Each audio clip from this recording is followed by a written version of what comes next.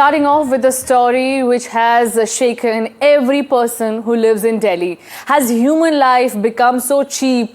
Is human life not mattering at all for the government? First we saw how Kamal died by falling into a ditch. Now a man has died after falling into a manhole in Begumpur area of Rohini in New Delhi. This happened and you can see in the visuals how this was the manhole which was not covered earlier. It wasn't covered, it was open, and in this manhole a person who was walking along with his friend fell and died. He has been there. No action has been taken so far other than covering up this manhole. This was a rapid action that was taken by the police team that reached there and the authorities. But if that man hadn't died, would there be any consequence? Would there be any action? Why were the authorities waiting for a man to die?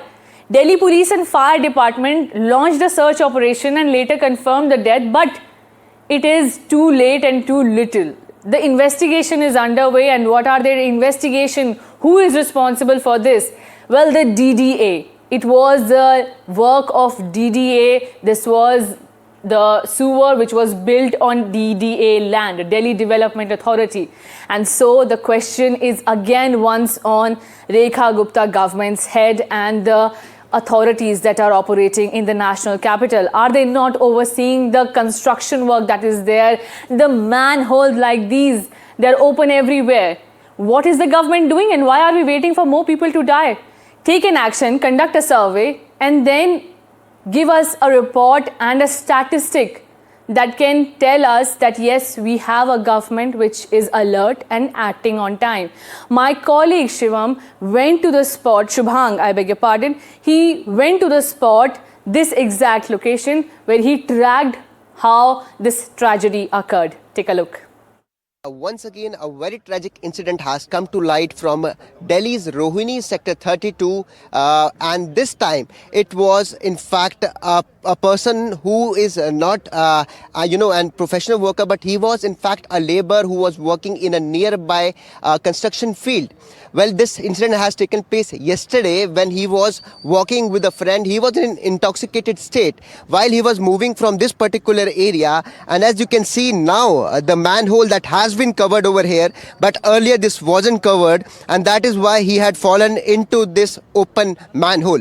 He was with a friend, but that friend could not realize that his friend has fallen because he was also in an intoxicated state, and more than after 24 hours his body has now been taken out from this particular place. The emergency services were called in by an advocate at this particular place, and he has said that after he had called, only then emergency services had entered this particular place. NDRF team and fire services had came. Now the body has been taken out, and the person has been identified as a person who has been residing in Bihar. He has been working as a laborer in this particular place. His name is Birju Kumar, who was just 32 years old, and he was working in this particular area in a nearby field. Breaking news coming in at this hour. Aam Aadmi Party has taken pot shots at Delhi government after Birju Kumar, a 32-year-old labourer, died in Rohini area after falling into a manhole. The Aam Aadmi Party claims that the Rekha Gupta-led government in the national capital is only for photo ops, as she is often seen at events. Aam Aadmi Party claims that every day a new death is reported in the national capital due to carelessness of authorities. First we saw in Janakpuri how biker Kamal died, and now Birju Kumar in Rohini area after falling into a manhole. My colleague Ishika is also joining me with more details. Ishika, as expected, the political potshots have begun, but do we have any statement coming in from the police? Well, so far, Aditi, there is no as such official statement that has yet come from the Delhi police, but certainly there are certain details that the police sources have told NDTV, and one of it is in fact that the man, Birju, he in fact fell into this manhole that was built on the DDA land, and the police sources have also told that his friend, who was present at that time, has been questioned. And this has also been looked into because it appears to be that both were in an intoxicated state when they fell into this particular manhole. So that angle is also now being probed by the Delhi police. But as you rightly mentioned, the politics over this has now intensified because the Aam Aadmi Party has amplified its attack on the Delhi government, saying after the Noida tragedy, first the Janakpuri tragedy happens, and now this tragedy coming from Rohini. It seems that the Delhi government officials have not learned any lessons, and it is one loss of life after other. So certainly questioning as to when will the government wake up and will ensure that a proper implementation is done on the ground so that such tragedies can be prevented. Absolutely, Ishika. It is high time now after 2 deaths and these lives are not cheap. Human lives matter, and I hope the government is taking note of all this that is unfolding in the national capital. Thank you so much.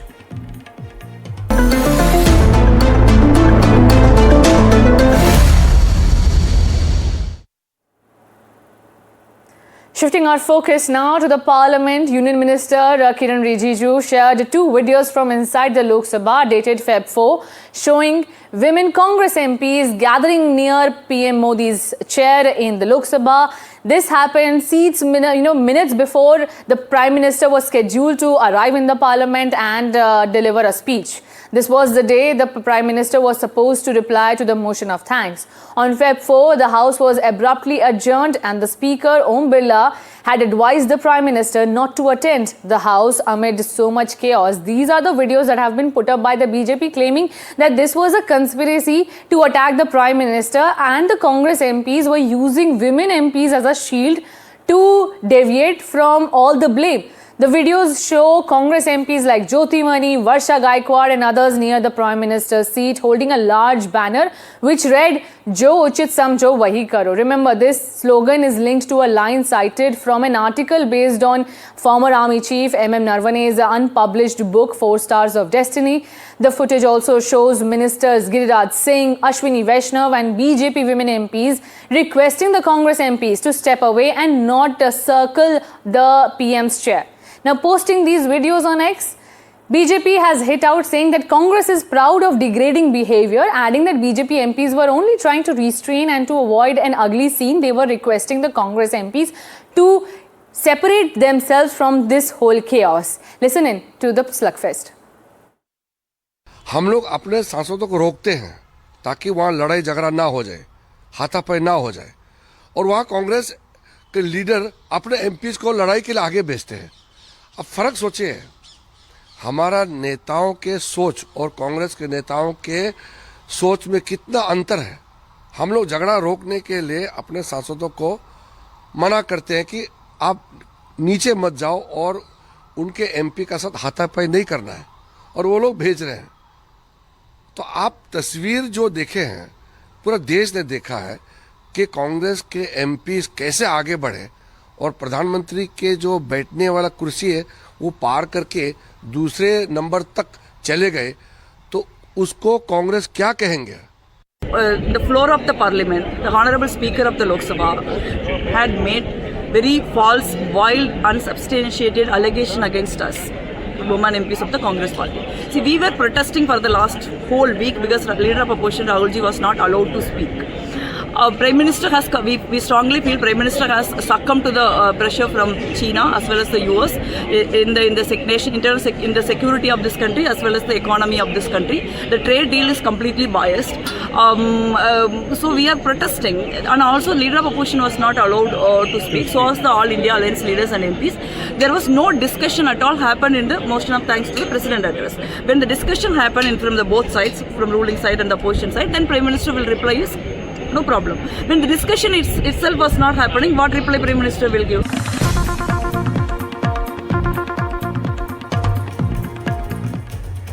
Breaking news coming at this hour. DMK and TVK workers were involved in a scuffle in Chennai. Now the TVK chief and actor Vijay has launched a scathing attack on DMK and stated, and I'm quoting him, "It is strongly condemnable that more than 100 rowdies belonging to the ruling party carried out a barbaric attack on the administrators of Tamil Nadu Vetri Kadagam who were engaged in a field inspection in the area of Chennai. In this attack, 2 administrators, including a woman who is 4 months pregnant, were injured. Earlier, TVK office bearers tried to conduct party members' survey in Flower Bazaar area, which was allegedly opposed by DMK functionaries, and now a reported scuffle, after which the Tamil Nadu politics is heating up. My colleague Vijay is joining me with more details. Vijay, tell us about what exactly happened.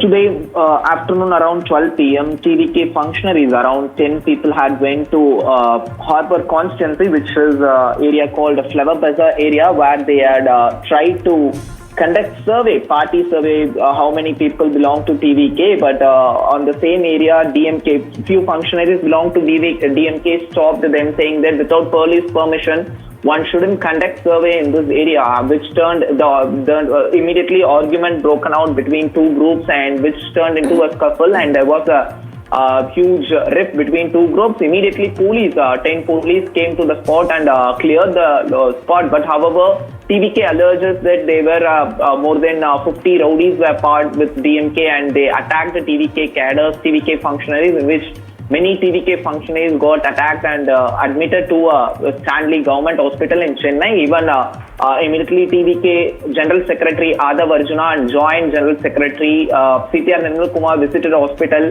and they ensured all treatment should be provided to the TVK functionaries. But DMK had to officially react over this, but police, we able to get from police information. They said that there was a scuffle and there was an argument, but it is not clear what exactly happened. And meanwhile, TVK chief Vijay had released a post on X platform. He highly condemned this incident, and he alleged that more than 100 rowdies belonging to a ruling DMK had brutally attacked. And main thing, he had pointed out that the ruling DMK unable to digest TVK's growth in the state. Right. Absolutely. Well, ugly political fight breaking out just ahead of elections are due in the state. Thank you so much, Vijay. A 108-year-old symbol of Karnataka's heritage is at the center of a political storm. As Mysore sandal soap gets a makeover and eyes a big expansion into North India, the choice of its brand ambassador has triggered a sharp backlash. The Congress government's decision to retain actor Tamannaah Bhatia as the face of the iconic soap brand has drawn accusations of being anti-Kannada from the BJP. How did this controversy unfold? Take a look at this report. An icon of Karnataka, Mysore sandal soap, now in a new look, is stepping into a fresh chapter.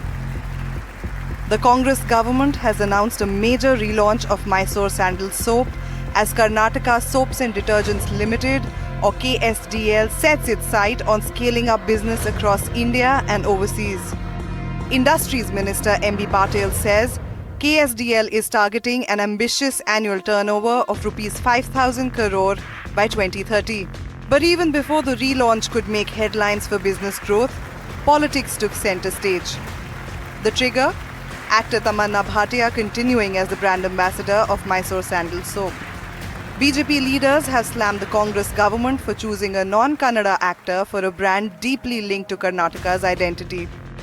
The BJP has named several Kannada actors, including Ramya, Rashmika Mandana, Srinidhi Shetty, Pooja Hegde, and Rukmani Vasant, arguing that overlooking local talent insults Karnataka's cultural pride.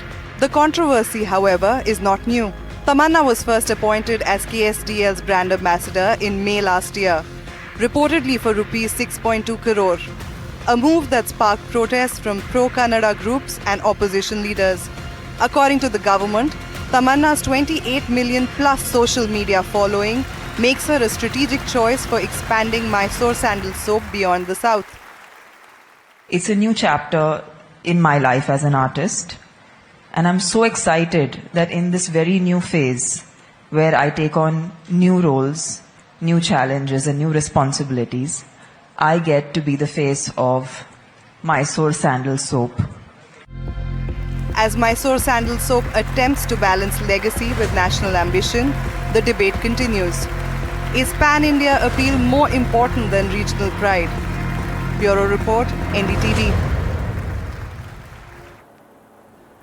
Slipping into a very short break, but don't go anywhere as we will tell you what's happening in the fashion world after this break.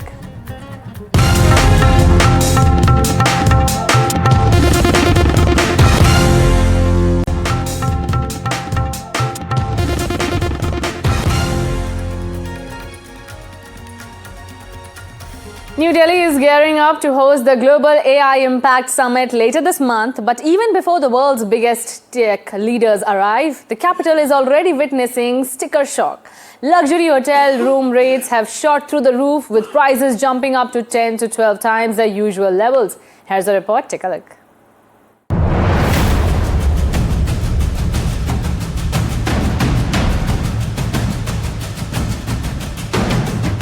New Delhi's luxury hospitality sector has quietly entered shock territory ahead of the AI Impact Summit 2026. Scheduled for February 19 and 20 at Bharat Mandapam, the summit is being hosted by the Ministry of Electronics and Information Technology and is expected to bring heads of state, global tech leaders and international delegations to the capital. While price hikes during major global events are not new, what stands out this time is the sheer scale of the increase. A check across 10 of Delhi's top luxury hotels shows room rates ballooning to levels rarely seen even during peak international summits. At the Leela Palace, rooms that usually cost around 1 lakh rupees a night are now being quoted at 14 to 15 lakh rupees per night during the summit period. At Taj Palace, the numbers are even more staggering. The presidential suite, which normally costs about 2.37 lakh rupees, is listed at 30 lakh per night for the summit dates. Several hotels have simply stopped selling rooms. ITC Maurya, a preferred address for visiting dignitaries, is completely sold out on February 18, with limited availability on the following days. Its Towers suite is priced at 1.22 lakh rupees compared to 46,000 in March. At the Oberoi, prices touch the very top end of the luxury spectrum. The luxury suite is listed at 25 lakh per night, with the mandatory minimum stay stretching till February 20th. All the hotels near and around Bharat Mandapam, where the summit is going to take place, are completely occupied. But adding more to it, the prices of all these hotels are skyrocketing. Absolutely, viewers, if we talk about the hotels like Taj, Lalit, Le Méridien, and for that matter, Novotel, from where we are reporting right now as well, the price rates have exponentially grown if we compare these price to the price rates of the previous month, or for that matter, in fact, the previous year of the month 2025 as well. This pattern repeats across the city, from the Lodi and JW Marriott to Andaz and the Imperial, with either inventory unavailable or rates far beyond what normal business travel usually commands. There are three big, large events which are happening in the city right now, which is creating a compression in the market, and that is the reason these rates and demands have grown. That is because of that the rates have grown and there is demand which has come up. Most of the hotels are already sold out, then spaces are not there. And if we find a space in any hotel, availability in any hotel, the price range start from 75,000 to 2 lakhs. So the prices are very high. The summit itself was announced by Prime Minister Narendra Modi at the France AI Action Summit last year and positions India as the first global South nation to host a large international AI forum focused on people, planet and progress. With Tejshri Purandre, NDTV Bureau Report. The Suave Affair of India Men's Fashion Week took place in Jaipur, and leading designers presented their latest collections, giving a modern spin to traditional Indian menswear. My colleague Mayank brings you all the highlights. Take a look.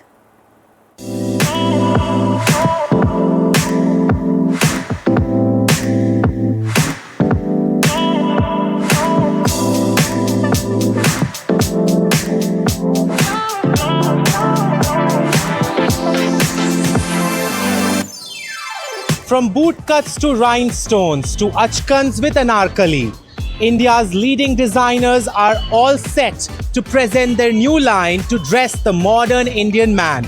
We are at the FDCI Men's Fashion Weekend here in the pink city of Jaipur. After the global fashion capitals, it is our turn to showcase the best of menswear. 23 of countries' up-and-coming and established designers present their new menswear collections. From street chic to fine tailoring to bold and eccentric, the men are here to strut their style. The always out there designer Siddharth Taitla paid homage to the Parsi community and their fusion with menswear. We've taken a lot of Parsi inspiration and modernized it. We've brought it to today. Their work is just stunning. The embroideries, I mean, the name of the collection is called Miras, which means tradition in Parsi. So the whole thing was an uptake on a beautiful tradition. Known for his clean and crisp cuts, fashion designer Rajesh Pratap Singh made a satire on the unsettling political times around the world, and particularly to Trump's infamous statement, "Why don't you wear a suit?" Designers Amit Hansraj and Felix Bandish kept it fluid and structured in an artsy spin to menswear. I come from the Punjab, and I have seen this is what we call a lungi, and that's what it's inspired from. And a lot of men in Punjab still wear it, but I just wanted to do like a fun version of it. And finally, closing the ceremony, designers Abraham Tagore and always grand JJ Valaya brought the pink city to a standstill with sequin lungis to Desi royalty. We saw a very sexy, peppy side to A&T. Yeah. I want you to talk to me about right from the coming out of the pool to the gold, which I am buying. Well, you know, I mean, I think it represents all the changes that are happening in India, right? Fashion really reflects what's happening in society. And this is the way I think the young Indian man is today. Gen Z, the modern Indian man, is embracing the sequin lungis and the gold suits. I mean, they're looking for fun clothes. When you go out in the evening, people are willing to take experiment. People are willing to look at things that are a little more fluid in gender. And I think all that's very interesting. It's the way society is changing. Yeah. India is a living vault of the richest inspirations you can think of. And that's our strength. So how you pick something up, something very dressy, wear it with something very clean. Again, your personality. If you're a maximalist all the way, dress up. Who's stopping you? I feel very honored and fabulous because not just because JJ Valaya is a legendary designer, but also I've seen him since I was a kid. I've always known of him as the greatest designer of India, and today I'm wearing his attire. I think it's a blessing. The two-day extravaganza saw multiple and fresh interpretations of menswear and finally settles the question often raised. Why do men don't have enough options? Well, the designers are here to fill your wardrobe with options, only if you are brave enough to wear it. Mayank Chaudhary for NDTV. On that note, slipping into a very short break, but don't go anywhere as more news and updates continue on NDTV.